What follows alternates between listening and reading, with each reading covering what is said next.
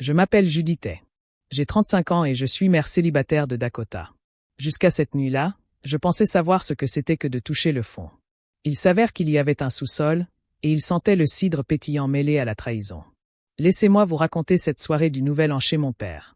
La fête annuelle avec le grand compte à rebours, les techniciens du son prêt et les tensions familiales qui couvaient. Ma belle-mère avait glissé toute la soirée des remarques désobligeantes sur qui méritait vraiment d'être à la table d'honneur, sur le fait que certaines places étaient réservées aux vrais petits-enfants. Puis, à 23h47 précise, je m'en souviens parce que je fixais l'horloge pour éviter son regard, la porte s'ouvrit, comme par magie. La petite fille de mon demi-frère entra en retard, sur son 31, tout excitée à l'idée du bal de promo. Le visage de ma belle-mère se figea. Elle se leva, se dirigea droit vers Dakota, assise sur la même chaise que ma fille occupait chaque année depuis qu'elle était assez grande pour atteindre la table, et annonça à l'assemblée que cette place était réservée à sa véritable petite fille. Dakota se figea. Comme elle ne bougeait pas assez vite, ma belle-mère attrapa la chaise et tira brusquement. Dakota tomba lourdement, ses genoux heurtant les déchirures du parquet. Instantanément. Son chapeau de fête tomba, une coupe de champagne se brisa sur la nappe blanche. Mais le pire absolu, fut le silence. 20 personnes, dont mon propre père, restèrent là, à regarder, comme si cela faisait partie du spectacle. Avant de poursuivre, merci de cliquer sur « J'aime » et de laisser un commentaire pour me dire d'où vous regardez et à quelle heure. Votre soutien est précieux. Merci. Ma belle-mère ne s'en rendait pas compte sur le moment, mais cette poussée avait anéanti la dernière raison qui me poussait à me taire depuis toutes ces années. Comprendre pourquoi cet instant avait tout changé à jamais. Après cette soirée, j'ai ramené Dakota à la maison, nettoyé son bleu et les bercé jusqu'à ce qu'elle s'endorme. Mais tous les vieux souvenirs sont revenus en force. Pour comprendre pourquoi cette explosion soudaine a tout déclenché, il faut savoir ce qui s'était accumulé pendant plus de 30 ans. J'étais très jeune quand mes parents ont divorcé. Je me souviens seulement des visites chez mon père le week-end, qui se sont raréfiées jusqu'à disparaître complètement. Il était pris par son entreprise, puis il a rencontré Barbara. Ils se sont mariés quand j'avais environ 5 ans. Au début, je trouvais ça formidable. Barbara souriait beaucoup, cuisinait bien et mon père semblait plus heureux. 2 ans plus tard, Chase est né. C'est là que les choses ont commencé à changer, même si je ne m'en suis pas rendu compte tout de suite. Barbara est rapidement devenue celle qui gérait tout à la maison. Mon père essayait de maintenir à flot l'entreprise de jouets en bois artisanaux que ma grand-mère Elanée avait créée de toutes pièces dans le Vermont. Ma grand-mère est décédée quand j'étais petite, laissant l'entreprise et une sorte de fiducie dont on ne parlait qu'en passant entre les mains des petits-enfants en grandissant. Barbara disait être douée pour gérer l'argent, et mon père l'a laissée s'occuper de la comptabilité. Je n'aimais pas trop ça. Chase était un bébé, être gâté était normal. Mais en grandissant, les différences sont devenues plus flagrantes. Chase avait tout. Les meilleures écoles privées du coin, des camps d'été hors de prix, des cours de piano, de l'équipement de hockey. Quand il est entré à l'université, mes parents ont payé l'intégralité de ses frais de scolarité dans une grande école et lui ont offert une voiture neuve pour sa remise de diplôme. Ensuite, ils l'ont aidé à ouvrir son propre atelier de réparation au sein de l'entreprise, ce qu'ils appelaient un investissement pour l'avenir. J'étais complètement différente. J'allais à l'école publique, je prenais le bus et je travaillais dans un café pour payer mes livres. Quand j'interrogeais mon père sur la confiance que ma grand-mère accordait aux frais de mes études, il répondait simplement « Papa s'en occupe. Concentre-toi sur tes études. » Barbara ajoutait de sa voix douce mais ferme « Ne complique pas la tâche à ton père. Il en fait déjà tellement. » Yotavalais ma salive. Je pensais devoir être plus indépendante. Après avoir obtenu mon diplôme, j'ai postulé pour un emploi dans l'entreprise familiale, mais on ne m'a proposé qu'un poste administratif de débutant. Barbara m'a dit « Il faut commencer par le bas de l'échelle. » Pendant ce temps, Chase, fraîchement diplômé, se voyait confier la responsabilité de toute une gamme de produits. J'ai rencontré mon ex, on s'est marié trop vite et j'ai eu Dakota. Le mariage n'a pas duré. Après notre divorce, je suis devenue mère célibataire et j'enchaînais les doubles journées pour subvenir à ses besoins. J'emmenais toujours Dakota aux fêtes de Noël de mon père. Il était ravi de voir sa petite fille dans ses bras, mais Barbara avait toujours le don de nous mettre un peu à l'écart. Chase a maintenant 28 ans et Rémi, 6 ans. Rémi est le centre de l'attention. De gros cadeaux d'anniversaire, des cours particuliers de dessin, toute la famille l'appelle la petite princesse. Dakota reçoit des choses plus modestes, et Barbara dit souvent « Les enfants doivent apprendre à apprécier ce qu'ils ont. » J'ai essayé d'interroger directement mon père au sujet du fonds de fiducie de grand-mère. Il m'a dit qu'il était toujours là, qu'il serait disponible si j'en avais besoin. Mais quand j'ai demandé à voir les documents pour organiser les études de Dakota, Barbara est apparue. Laisse-moi me renseigner. N'inquiète pas plus ton père. Mon père a hoché la tête et j'ai laissé tomber. Un jour, j'ai aperçu par hasard d'étranges factures sur le vieux bureau de papa. Des virements à des sociétés inconnues, pour des sommes importantes. J'ai interrogé Barbara, qui m'a dit qu'il s'agissait de frais normaux liés à l'expansion de l'entreprise. Papa m'a dit de ne pas m'en inquiéter. Je n'ai rien dit, mais le doute a commencé à s'insinuer en moi. Et puis, il y a eu mon cousin Ryan. Sa famille paternelle travaillait depuis des années dans la gestion de la production au sein de l'entreprise. Il était compétent. Tout le monde l'appréciait. Puis, du jour au lendemain, il a démissionné. Plus tard, il m'a confié que Barbara l'avait peu à peu écarté, prétextant que le service avait besoin de quelqu'un de plus fiable pour la famille. Ryan était furieux, mais papa a rétorqué. Ce sont des affaires internes. N'en parle pas. Après cela, Ryan a gardé ses distances avec tout le monde. Pendant toutes ces années, je m'étais persuadé que tout cela n'était que le fruit de mon imagination. Papa restait papa, même s'il appelait moins souvent. Barbara protégeait simplement sa nouvelle famille. Chase était comme un frère pour moi, malgré nos parcours si différents. Je me suis occupé de Dakota seule. Je ne voulais pas créer de problème. J'ai travaillé dur, j'ai décroché un poste à l'extérieur de l'entreprise et j'ai économisé le moindre sou pour ma fille. La veille de Noël, j'étais encore là, souriante, faisant comme si de rien n'était. Je pensais que le silence était la meilleure façon de préserver la paix. Mais ce soir du Nouvel An, quand Barbara a poussé Dakota de sa chaise pour faire de la place à Rémi, tout ce que j'avais refoulé a explosé. J'ai regardé papa, assis là sans rien faire, j'ai vu Chase sourire comme si de rien n'était. Et j'ai su que je ne pouvais plus faire semblant. Les vieux doutes, les fois où j'avais été ignoré, le favoritisme flagrant, les papiers étranges, tout est devenu clair et net. J'ai serré Dakota plus fort ce soir-là, et pour la première fois depuis des années, je me suis sentie prête à affronter la vérité que j'avais si longtemps fuie. Il n'imaginait pas qu'en 30 ans d'observation silencieuse, j'en avais appris des choses.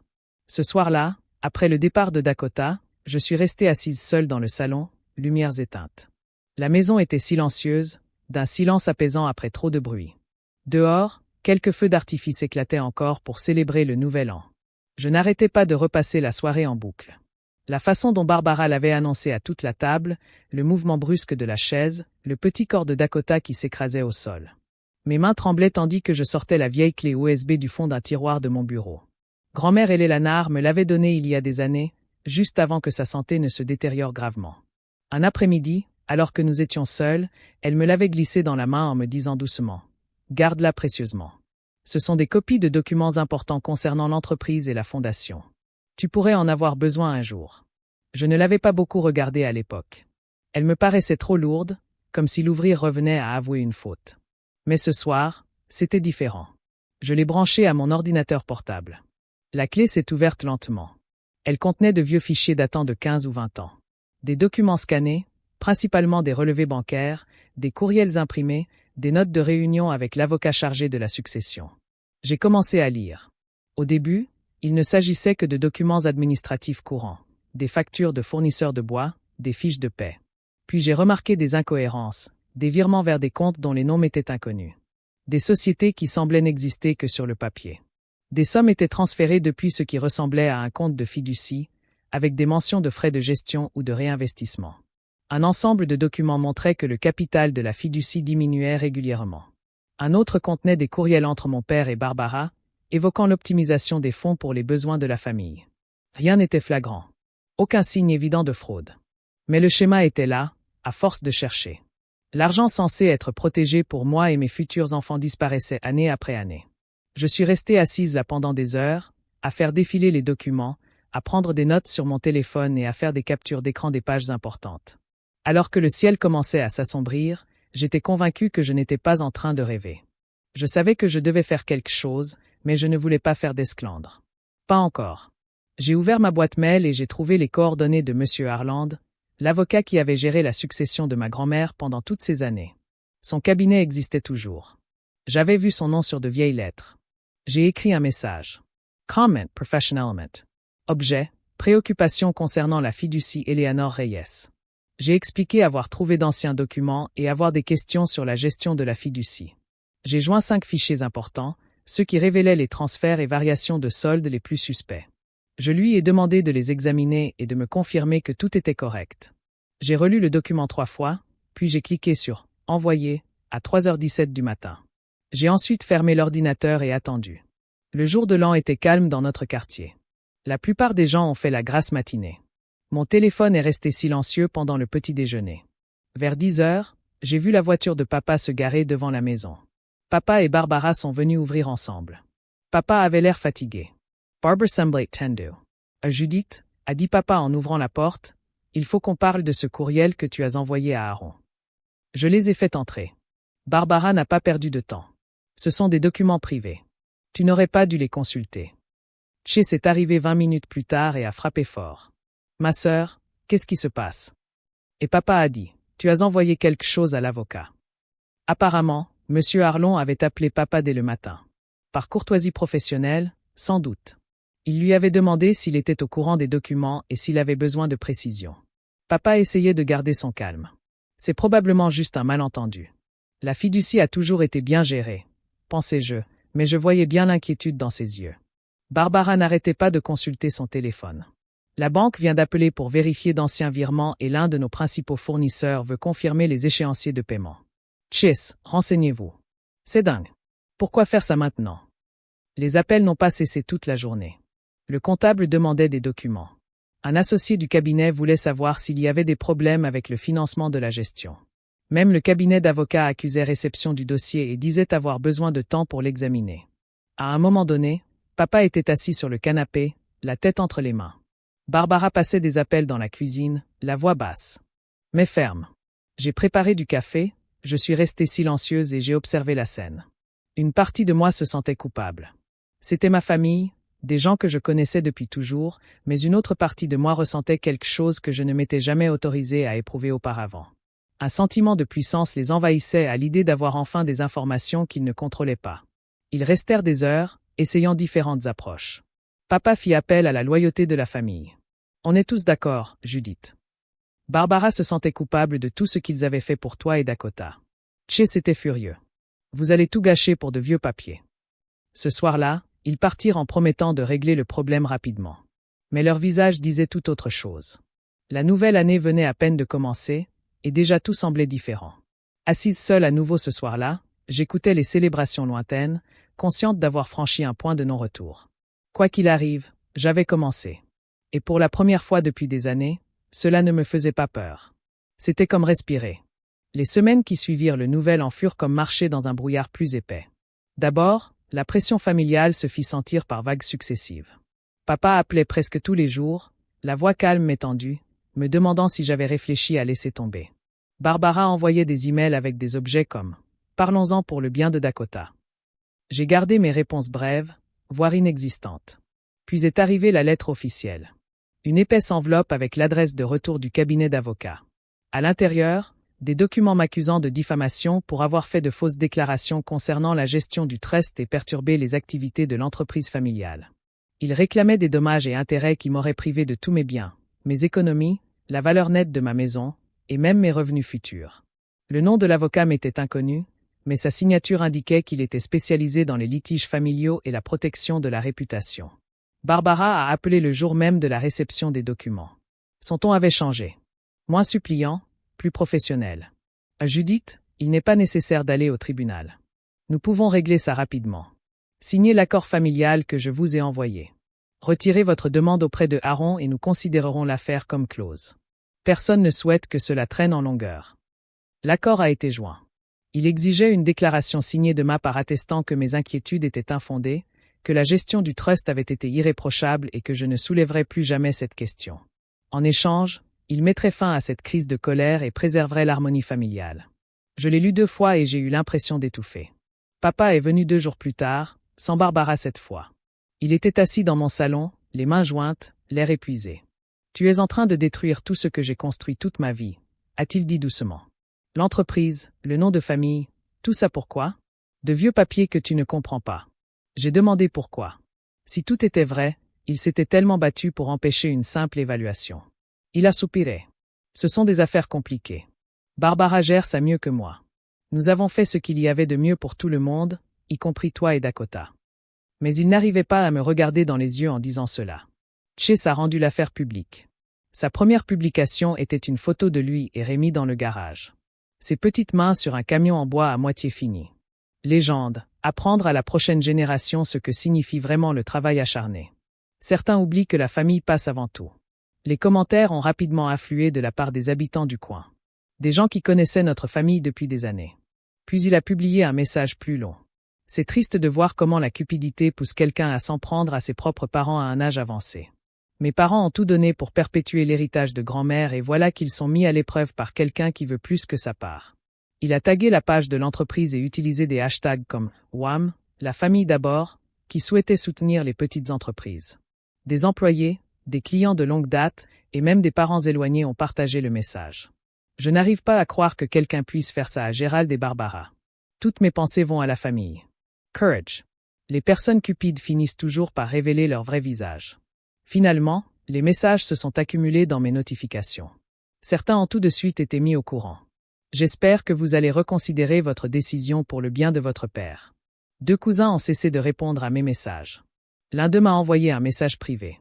C'est dur pour tout le monde. Pensez à Rémi. Même en allant chercher Dakota à l'école, j'entendais des chuchotements d'autres parents.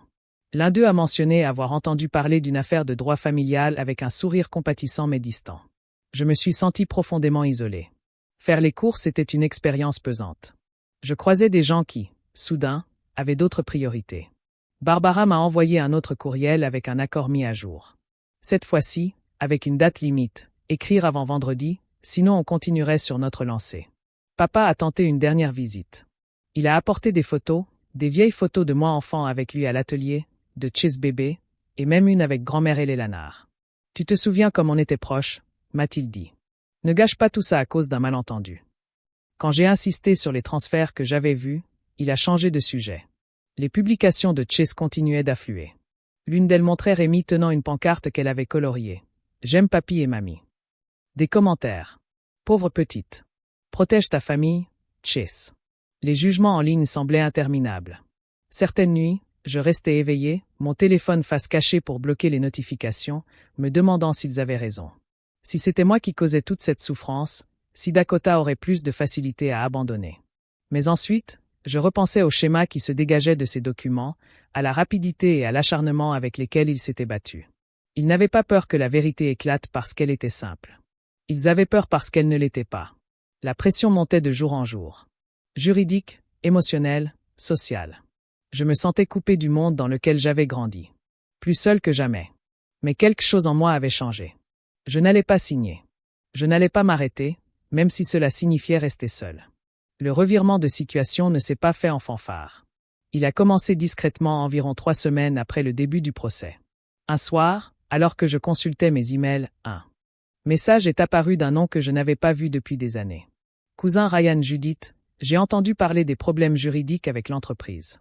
Si tu te demandes comment Barbara gère les choses, j'ai peut-être quelque chose qui pourrait t'aider. Mon cœur s'est emballé. Nous avons convenu de nous retrouver dans un petit restaurant à mi-chemin entre nos villes, dans un lieu neutre. Ryan est arrivé avec un épais dossier sous le bras. Il paraissait plus âgé, mais son franc-parler restait le même. Après quelques banalités sur nos enfants, il est allé droit au but. Quand Barbara m'a évincé il y a des années, il ne s'agissait pas seulement d'une restructuration. Elle avait falsifié les contrats fournisseurs pour favoriser des entreprises qui s'enrichissaient discrètement grâce à des factures gonflées. Il a fait glisser le dossier sur la table. Il contenait des emails anciens, des copies de contrats, des relevés de paiement montrant des surfacturations de matières premières. 3 fournisseurs avaient été particulièrement touchés. Ryan avait tout conservé, car il avait toujours soupçonné quelque chose de louche. J'ai contacté 2 d'entre eux la semaine dernière. Il m'a dit qu'ils étaient toujours en colère. Ils partageront leurs documents si nécessaire. Les documents correspondaient à des schémas que j'avais aperçus dans les archives de grand-mère. Même société écran, même manœuvre. Avoir Ryan à mes côtés était le premier véritable soutien que je recevais depuis des mois. Monsieur Harlan a appelé peu après avoir examiné en détail le trust en le comparant aux documents que Ryan et moi lui avions fournis. Les différences sont importantes, a-t-il dit, des retraits qui enfreignent les conditions. Il y avait une clause sur laquelle grand-mère Hélène avait insisté. Le transfert automatique du contrôle au bénéficiaire principal en cas de mauvaise gestion ou de fraude avérée par une décision de justice ou une ordonnance gouvernementale. Ce bénéficiaire, c'était moi, à ma majorité ou dès le déclenchement de la procédure. Il s'apprêtait à engager une procédure d'exécution forcée. L'information a d'abord circulé par les voies officielles. La banque a gelé certains comptes en attendant des éclaircissements. Un important fournisseur de bois a envoyé une lettre officielle demandant la vérification des paiements antérieurs avant d'accorder un nouveau crédit. L'avocat de mon père a exigé que je cesse le harcèlement, mais la situation a basculé. Puis le fisc est entré en scène, non pas suite à une information directe de ma part. Le cabinet Arlan avait l'obligation de signaler les irrégularités lors de l'examen de la fiducie. Un agent a demandé les déclarations fiscales des 7 dernières années, les déductions professionnelles, la catégorisation des dépenses et les transactions avec les parties liées. Gérald et Barbara ont immédiatement fait appel à un expert comptable. Chase est resté silencieux en ligne. Certains membres de la famille qui s'étaient éloignés ont commencé à les contacter prudemment pour savoir ce qui se passait réellement. Au cours des mois suivants, les preuves se sont accumulées. Les fournisseurs de Ryan ont déposé des déclarations sous serment concernant des surfacturations et des détournements de fonds. L'expert comptable judiciaire de Arlan a retracé d'autres transferts enfreignant les restrictions de la fiducie. La clause de protection a été formellement invoquée dans des documents judiciaires. La garde provisoire des actifs de la fiducie a été mise en place en attendant une audience complète. Mon père a tenté une nouvelle réunion, cette fois en présence de Barbara. Ils ont proposé un accord à l'amiable, tout abandonner, signer des accords de confidentialité et recevoir une petite indemnité. Mais ils n'avaient plus l'avantage. Barbara a essayé de présenter les transactions comme une stratégie commerciale légitime, mais les documents ne le confirmaient pas. Les relevés des fournisseurs montraient des surfacturations systématiques favorisant des entités liées. Les entretiens du fisc avec d'anciens employés ont révélé des déductions douteuses. Une à une, leurs explications se sont effondrées. J'ai observé de loin l'affaiblissement de leur défense. Ryan est devenu un allié fidèle, aidant à organiser les documents. Arlan a maintenu une relation professionnelle, me tenant informé de chaque développement. Même quelques employés de longue date de l'entreprise m'ont contacté en privé, disant qu'ils s'étaient toujours interrogés sur certaines décisions, mais qu'ils étaient restés silencieux par souci de préserver leur emploi. La situation s'est éclaircie progressivement, non pas d'un coup, mais par une révélation constante. Gérald et Barbara ont combattu chaque étape, chaque requête, chaque délai, chaque contre-proposition. Mais chaque effort révélait de nouvelles choses. J'ai commencé à mieux dormir. L'isolement s'est estompé à mesure que les faits remplaçaient les rumeurs. Pour la première fois depuis des décennies, j'ai senti l'équilibre basculer. Non pas par colère, mais par persévérance. La vérité, enfouie depuis des années, remontait enfin à la surface, et elle était de mon côté. Après avoir si longtemps observé la situation de loin, les choses changeaient. Lentement mais sûrement, je pouvais entrevoir la voie à suivre.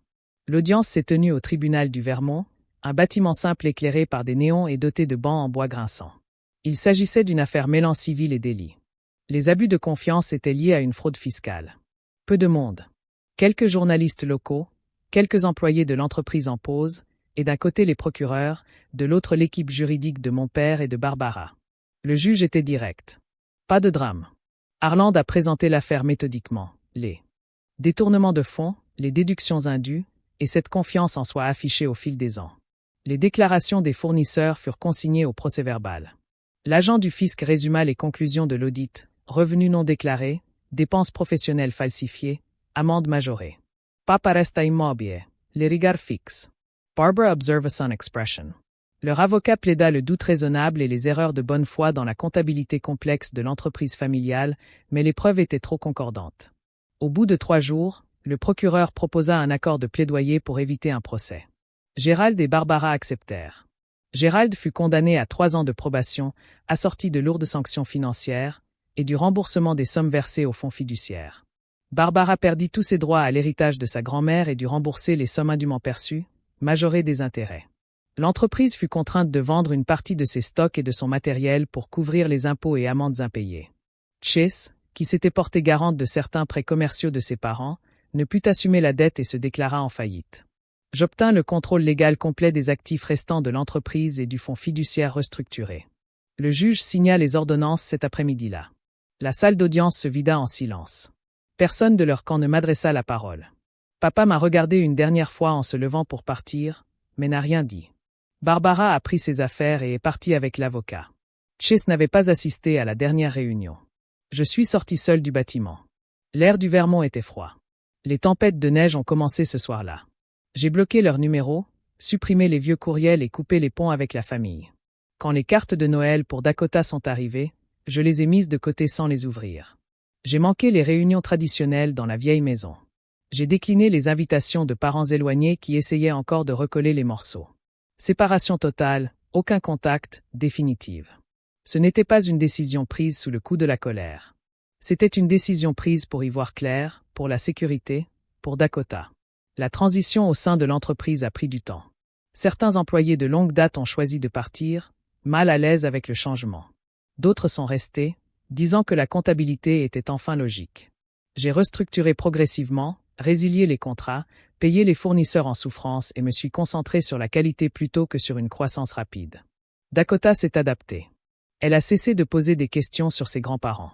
Après quelque temps, nous avons créé de nouvelles traditions, des réunions intimes avec des amis, des voyages, juste toutes les deux.